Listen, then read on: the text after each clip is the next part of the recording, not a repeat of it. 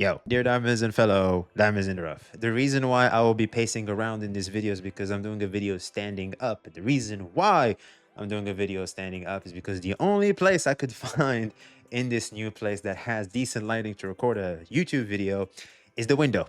My laptop is currently on the window open with the camera on it so that the light of God could actually give me some decent lighting so I can record this video. So why am I going through all this trouble? The reason is simple. It's because holy cow, Wuthering Waves 2.4 was so freaking good that I just had to get up and talk about it. Now, of course, as you're probably seeing from the title and thumbnails, as I was playing Wuthering Waves 2.4, I couldn't help but feel that the thematics we've been introduced to in 2.4 are very familiar and similar to thematics we've had in Honkai Star Rail 3.0, which is what I want to discuss today. Now, I know some people might have an issue with me comparing a whole expansion when it comes to Honkai Stars 3.0 to a big patch in Wuthering Waves 2.4. Unfortunately, I'm not doing anybody any disservice with this because the reality is Wuthering Waves just blew it out of the park.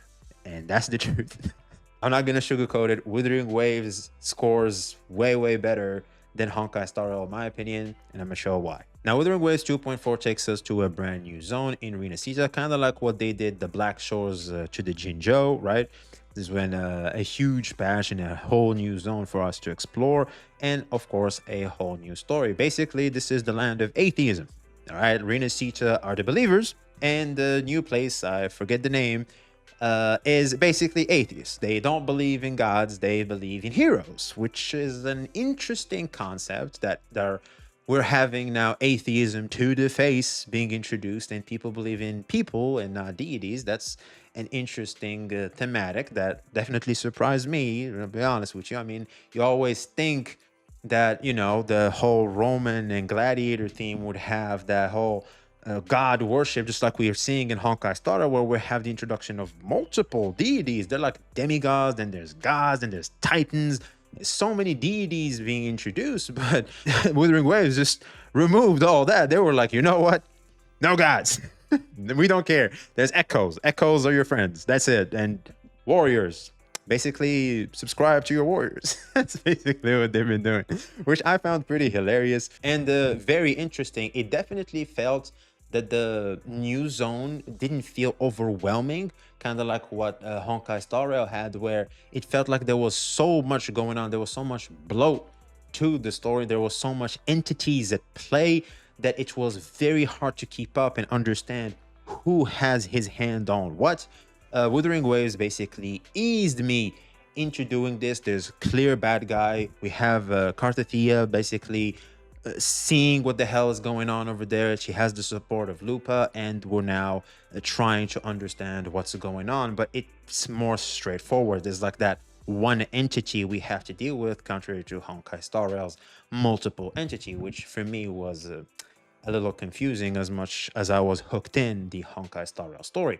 Now, Wuthering Waves 2.4, in my opinion, has an easy, solid 8 out of 10. The reason why I'm not giving it a 9 out of 10 or more is because in some instances, there was some form of lack of sync between the music, especially the music sometimes felt like it didn't match the scenes that we had on screen, or especially the feeling they were trying to convey. Also, another thing, I do not mean this as a shot, but I do feel like the direction that the English VA of Lupa were wrong. I do feel like she does an amazing job at portraying the character, but the certain scenes fall short because of the way she tries to throw the lines at us. It just kills the immersion for me. It killed it multiple times. I think like 3 or 4 times, and that's a lot considering it's 2.5 hours to 3 hours of gameplay. So it definitely were certain smacks in my face, which I didn't really like. But then again, you can shrug off because, to be honest with you, the substance that is the new story is just that good. It's just really that good. This is just me nitpicking. What I also found interesting, actually, is there is no death matches. Now, when you think of gladiators going toe-to-toe in the arena, basically it's a death match. Well, that's just media exaggerating things. Through the new story, it actually made me do some research because I was scratching my head as to why is Lupa not, you know, throwing the finishing blow, especially in a scene where I've seen a gladiator's helmet rolling in the sky, and I seriously thought it was a decapitation. To be honest with you, I seriously thought like someone lost his head, and the reality, it was not. It was just a helmet, which got me scratching my head as in, why is nobody dying here? I mean, is this normal? And after a Google search, it actually is. Believe it or not, media just exaggerates these gladiator battles because, well, it sells more if they're exaggerated like that. The only times gladiators die in the arena is because, well, you know, the higher ups, the authorities that are now being entertained by the match, typically the Caesars and stuff like that, they do the famous thumbs down, as in eliminate, as in fatality, which is how it went because gladiators were expensive, believe it or not, even in the past. It changed over time, but it explains what we were seeing in Wuthering Waves tournament, because there was a tournament where we fought, and the reason why there was no fatalities in that is because not of any fault to them actually being true to history, but rather it's just us misinformed on how gladiator battles truly took place and the results of gladiator battles were. Now, when it comes to Honkai Star Rail, I'm gonna be completely honest. As much as the story was fun, a lot of it felt like I had to sit through it, and that is not okay. Now, Wuthering Waves had me on the edge of my seat. Okay, I was there. What the heck is going on with Carthathia?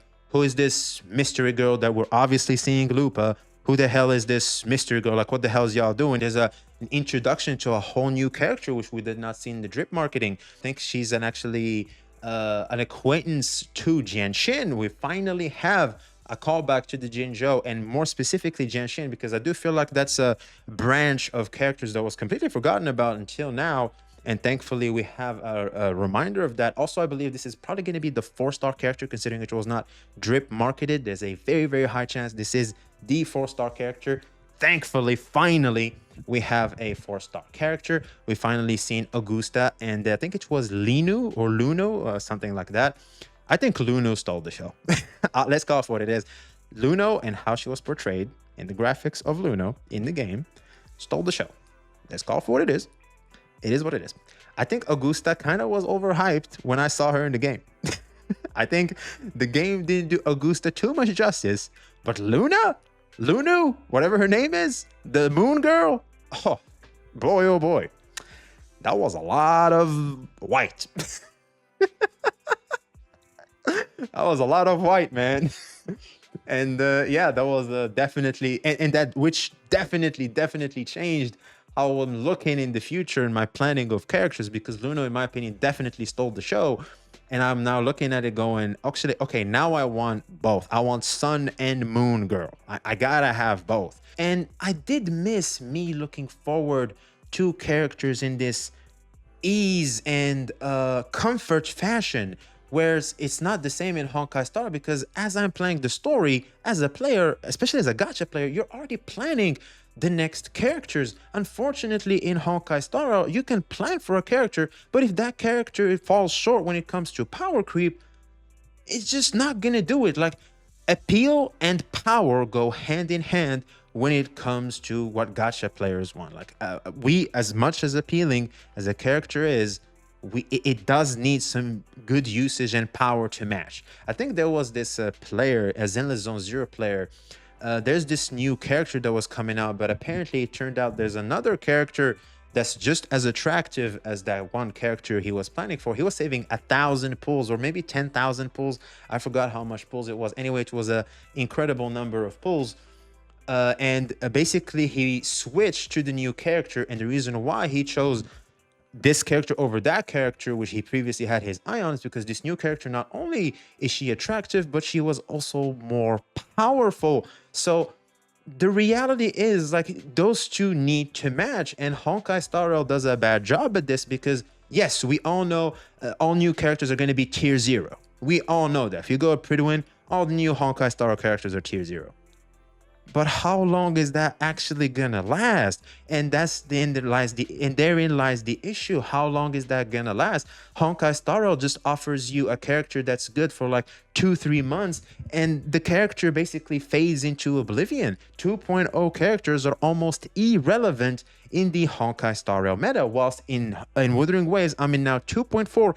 I'm still using Gion, a 1.0 character, and I'm clearing content very simply and easily. Like it's so simple. I feel so much comfort and so much value added to my account each time I have a new character enter the roster of characters I own, contrary to Honkai Star Rail, where is this not the case. And this reflects in the story, like I said with Luno, because now I can look at Luno and go, I can get this, I can get this. I know each and every one of them is gonna come, not only come to my account and offer immediate value because, well, they're the most recent characters, but I also know that whether it's them or the characters previous to them, all of them are going to remain solid, which offers a good form of comfort as I'm digesting the story, as I'm taking in content. That's very important. I have not seen people talk about it. I feel like this is like an unspoken rule that everybody operates under, but nobody speaks about, which I feel like it's time we speak about the elephant in the room here, because I do feel like